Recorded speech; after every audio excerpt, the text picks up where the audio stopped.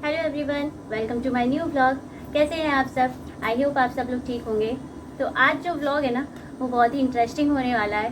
मेरी नज़र में तो इंटरेस्टिंग होने वाला है ही, हो सकता है कि आप लोगों को भी अच्छा लगे, क्योंकि हम ना बहुत दिनों से सोच रहे थे, शेखर और मैं, कि हम एक मंदिर है यहाँ पे जिसमें आज हम जाने वाले हैं। और वो मंदिर यहाँ पे बहुत प्रसिद्ध है कानपुर में, क्योंकि उसका नाम है तपेश्वरी मंदिर। तो मैं तो कभी नहीं गई हूँ, 6 साल हो गए मेरी शादी को, और शेखर भी शायद बचपन से कभी गए नहीं, उन्होंने भी बहुत सुना है। तो वो भी कह रहे थे कि चलकर देखते हैं, माता के दर्शन करते हैं और वहाँ पे जो वाइब आएगी वो सब फील करेंगे, और आप लोगों को भी बताएंगे कि हमें कैसा लगा वहाँ पे जाके। बहुत सुना है, सिद्धपीठ मंदिर है और बहुत उस मंदिर के बारे में सुना है। नवरात्रि में तो बहुत ही भीड़ रहती है। तो जो भी है अब व्लॉग में दिखाऊंगी आपको। तो मिलती हूँ आपसे रोड पे, और थोड़ा सा आप लोग को ट्रैवल भी दिखाऊंगी कि कहाँ से कैसे जाने वाले हैं, और उसके बाद सीधे आपको मंदिर में मिलेंगे। तो आइए लेके चलता हूँ आपको मंदिर। तो हेलमेट वगैरह सब लगाए हुए हैं। तो फ्रेंड्स, अब हम जा रहे हैं पी रोड वाले रास्ते से होकर, और हमने यहाँ से ज्वाला देवी वाला रोड पकड़ा है। और ये रोड जो है काफ़ी फेमस है मूवीज़ की शूटिंग के लिए, लोग ज़्यादातर यहीं पर आके शूट करते हैं, और ये काफ़ी रोड फेमस हो चुकी है शूटिंग के मामले में। और उसके बाद हम पकड़ेंगे घंटाघर वाला रूट, क्योंकि ये जो घंटाघर वाला रूट है ना, ये सीधे हमें नयागंज पहुँचाएगा, जहाँ से तपेश्वरी मंदिर जो है ना वो बहुत ही नज़दीक पड़ता है। तो हमने जीपीएस में देखा था, तो हमें उसी हिसाब से रास्ता लगा। तो अब हम पहुँच गए हैं मंदिर के बिल्कुल मेन डोर के पास में, और ये यहाँ पे दुकानें हैं, जो कि यहाँ से ना फिर आप बाइक वगैरह ले जा नहीं सकते, तो इस वजह से हमने वहीं पर बाइक खड़ी कर दी। और ये जो यहाँ पे पास में ही सबसे पहले जो शॉप पड़ी थी, उसी से शेखर सारा सामान लेने लगे थे। तो ये जो दीदी हैं, इनसे हमने पूरी डलिया बनवा ली थी प्रसाद की, फूलों की, और माता के लिए चुनरी वगैरह सब कुछ हमने ले लिया था, जितना भी हमें समझ में आया। बाकी का जो भी कुछ छूट रहा था, तो इन दीदी ने हमें बता दिया था कि ये सब ले लीजिए, तो हमने वो सब कुछ ले लिया था चढ़ाने के लिए। तो बस अब ये डलिया लेकर के हम मंदिर में दर्शन करने के लिए जा रहे हैं। तो पहली बार जा रहे हैं, तो बहुत ही अच्छा लग रहा है, एक्साइटमेंट भी है, क्योंकि हमें कुछ भी नहीं पता कहाँ से क्या दर्शन मिलेंगे, कैसे मिलेंगे। बस हम तो बस जा रहे थे, और कभी कभी हम भटक भी जा रहे थे, तो दुकानदार हमको बता दे रहे थे कि आप इधर से निकल जाइए, उधर से निकल जाइए। बहुत ही कंजस्टेड था, इस वजह से समझ में नहीं आ रहा था। और पास में देखिए, हमें बिल्कुल माता के दरबार के पास में ये वाला मंदिर भी दिख गया, जो बिल्कुल उनके बगल में बना था। और इस मंदिर में भोलेनाथ की शिवलिंग थी। तो पहले हमने सोचा क्यों ना हम इन पे पूजा कर लें, क्योंकि सावन का समय चल रहा है, और भोलेनाथ अगर कहीं दिख जाए तो ज़रूर दर्शन करने चाहिए। तो हमें शिवलिंग दिखा, तो हमने यहाँ सबसे पहले पूजा करना सोचा। तो शिवलिंग पे हम पूजा कर रहे थे। तो सावन के महीने में तो भाई भोलेनाथ को तो पूजा करनी ही चाहिए, सभी को करनी चाहिए। तो हमने वही किया कि हमें सबसे पहले यहाँ पे भोलेनाथ दिखे, तो हमने इनकी पूजा की पहले। ऐसा नहीं है कि हमें वहाँ पूजा नहीं करनी थी, लेकिन हमें ये वाला मंदिर दिख गया, तो हमने सोचा कि पहले इसकी पूजा कर लेते हैं। तो शिवलिंग भी काफ़ी अच्छा लग रहा था, पहली बार हमने देखा। तो यहाँ पे काफ़ी सारी पूजा लोग कर भी रहे थे, तो लेकिन इतनी भी भीड़ नहीं थी कि आप कर ना सकें, आराम से पूजा हो गई थी। और मंदिर भी बड़ा अच्छा सा लग रहा था।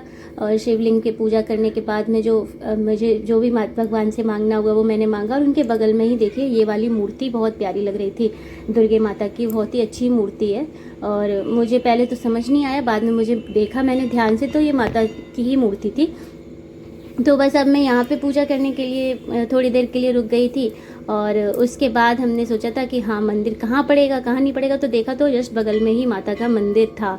और क्योंकि सब समझ में नहीं आ रहा था ना, सारी बिल्डिंग में कहीं पे भी लिखा नहीं था कि कहाँ, मतलब लिखा होता है तो एक आइडिया रहता है कि ये वाला मंदिर है या वो वाला मंदिर है, लेकिन बाद में फिर हमें समझ में आ गया कि कौन सा वाला मंदिर मेन मंदिर है। तो ये देखिए, ये माता के दरबार की पहली झलक है, ये इनका मेन एंट्री गेट है माता तपेश्वरी मंदिर का। तो मैंने पहले सबसे पहले दरबार पे प्रणाम किया, और उसके बाद मैंने अंदर एंट्री ली, फिर घंटे को बजाया, जैसा कि हम लोगों के धर्म में होता है। बाकी कैसे क्या, हर किसी इंसान के पूजा करने का तरीका अलग होता है। तो मेरा तरीका तो यही है कि पहले माता के दरबार, किसी भी मंदिर में दर्शन करने जाओ, तो सबसे पहले दरवाजे का पैर छूना चाहिए, उसके बाद एंट्री करके घंटा अगर है सामने तो उसे बजाना चाहिए। और ये देखो, माता की मूर्ति कितनी सुंदर तरीके से सजी हुई है।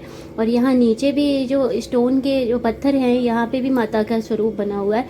तो मुझे लगता है यही मेन मूर्ति है, लेकिन बाद में हमें मालूम पड़ा कि अंदर भी एक मूर्ति है। तो उसके पास तो वे दर्शन नहीं करने दे रहे थे, तो यहाँ पे शेखर ने थोड़ा अपना दान दिया, और फिर मैं अपना पूजा करने लगी भगवान जी की, माता की। पहली बार माता के दरबार में आई थी तो बहुत सारी मनोकामनाओं के साथ आई थी और बहुत कुछ सुना था इस मंदिर के बारे में, तो सोचा था कि भाई जाना तो है ही मुझे, और शेखर भी जाना चाहते थे। तो हमने पहली बार ऐसा हुआ कि माता ने हमें बुला ही लिया। बहुत दिनों से सोच रहे थे, सोचिए 6 साल मेरी शादी को हो गए, कब से मैं जाना चाह रही थी। मैंने शेखर मुझसे बोलते थे माता का मंदिर बहुत प्रसिद्ध है, लेकिन जाना नहीं हो पाता था क्योंकि हमारे घर से बहुत दूर है। लेकिन फाइनली हमें आज माता ने अपने दरवाजे पर बुला लिया और हमें अपने दर्शन दिए। ये भी बहुत सारी मूर्तियाँ हमें दिखी यहाँ पे मंदिर के साइड में, जगह जगह बनी हुई थी। ये भी माता की मूर्ति बड़ा ही पुरानी लग रही है, प्राचीन काल के समय की लग रही है। और सच बताए तो मंदिर सच में बहुत पुराना है और काफ़ी प्रसिद्ध मंदिर है यहाँ का। अगर ये देखो, ये कितना घंटे देखो कितने सारे यहाँ पे लगे हुए हैं। और ये बजरंगबली की भी हमें यहाँ पे मूर्ति दिखी, और ये भी काफ़ी लग रहे हैं, पुराने मंदिर लग रहा है ये। और बजरंगबली का मंदिर जस्ट इनके बगल में बना हुआ था। ये देखो कितनी सुंदर मूर्ति है माता की, और ये तो 3 मुखी माता लग रही हैं। अब ये इनका स्वरूप तो अलग लग रहा है, लेकिन मुझे सच बताऊं तो नहीं पता था कि वो कौन सी माता का था। तो अंदाजे से मुझे लग रहा है कि दुर्गे माता ही का ही 3 मुखी रूप था। और ये देखो, ये इसकी नक्काशी तो देखिए कितनी सुंदर है, इतना पुराने समय का बना हुआ है। और ये तो बिल्कुल बिल्डिंग, ये यहाँ पर जब हमने एंट्री की ना, ये दूसरा मंदिर है, जस्ट बगल में ही बना था माता तपेश्वरी के। और इसमें भी काफ़ी सारी मूर्तियाँ हैं, भोलेनाथ की भी थी यहाँ पे, और भी कुछ देवी देवताओं की थी। और ये देखो बिल्डिंग कितनी पुरानी लग रही है, देखने से भी लग रही है, लेकिन काफ़ी अच्छे से मेंटेन किया गया है और सुंदर लग रहा था बहुत। कल का जो मतलब वाइब थी ना, क्या लग रहा था हमको कि ऐसा लग रहा था हम यहीं पर ठहर जाएं और यहीं पर पूरी रात माता के दर्शन के पास में, माता के पास ही बैठें, लेकिन ऐसा हो नहीं पाता है। तो ये देखो, ये चारों तरफ से काफ़ी जगहों से यहाँ से एंट्री है। हम जिधर से आए थे वहाँ से भी थी, और ये 2-3 गलियों के बगल में पड़ता है। तो ये देखो, एक ये दरवाज़ा है जहाँ से आप आ सकते हैं, एंट्री कर सकते हैं। मतलब बहुत ही थोड़ा कंफ्यूजिंग सा था। अगर आप नए जाएंगे तो थोड़ा सा कंफ्यूजन तो होगा कि कहाँ से दर्शन करें, कहाँ से नहीं करें, लेकिन बाद में हमें रियलाइज़ हो गया कि इधर से जाना है। कुछ लोग लेकिन लोग वहाँ के बहुत ही अच्छे हैं, जो आपको आइडिया देते रहेंगे कि यहाँ से जाओ। और अभी देखो आरती हो रही है, तो यहाँ पे तो बहुत ही अच्छा लग रहा है।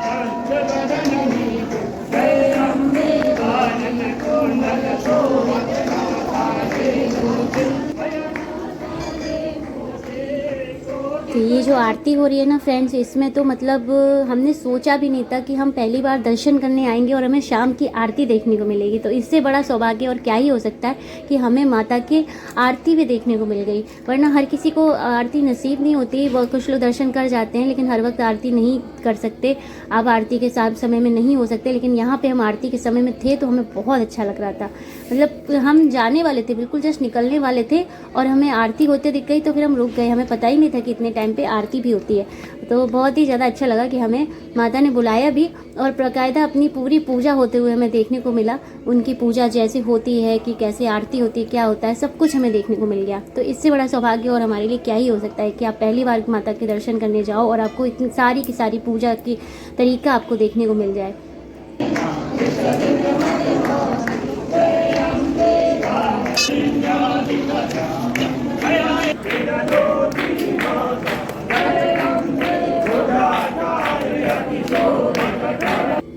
अब हमने सोचा अपना भी थोड़ा सा सेल्फी टाइप कर लेते हैं, ताकि हमें भी याद रहे कि हम यहाँ पर आए थे दर्शन करने के लिए। अब हम निकल दिए हैं अपने घर के लिए। तो दर्शन हमारे अच्छे से हो गए, और अब हमारा बारी है घर पे आने की, क्योंकि भाई घर पे भी जाना ज़रूरी होता है। लेकिन दर्शन करके बहुत अच्छा लगा, बहुत अच्छी वाइब्स आई अंदर से, जो कितने महीनों से हम इंतज़ार कर रहे थे कि हम जाएंगे। तो फाइनली हम गए। फ्रेंड्स आ गई वो भी घर के, और माता के मंदिर का जो आज दर्शन किए हैं ना, बहुत दिल खुश हो गया, बहुत अच्छा लगा। और हमें तो अच्छा लगा ही, हो सकता है आप लोगों को भी अच्छा लगा हो। तो आज का तपेश्वरी माता के मंदिर का व्लॉग आपको कैसा लगा, हमें कमेंट करके ज़रूर बताइएगा, मुझे और शेखर, हम दोनों को।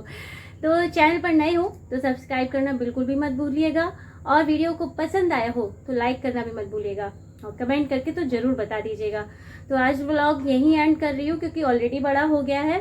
और हाँ, कोशिश किया करिए कि मेरे ब्लॉग को लाइक ज़रूर कर दिया करिए अगर पसंद आते हैं तो, और नहीं पसंद आते हैं तो बता दिया करिए कि क्यों पसंद नहीं आते। तो मिलती हूँ आपसे नेक्स्ट व्लॉग में, तब तक के लिए bye bye, good night, Tata.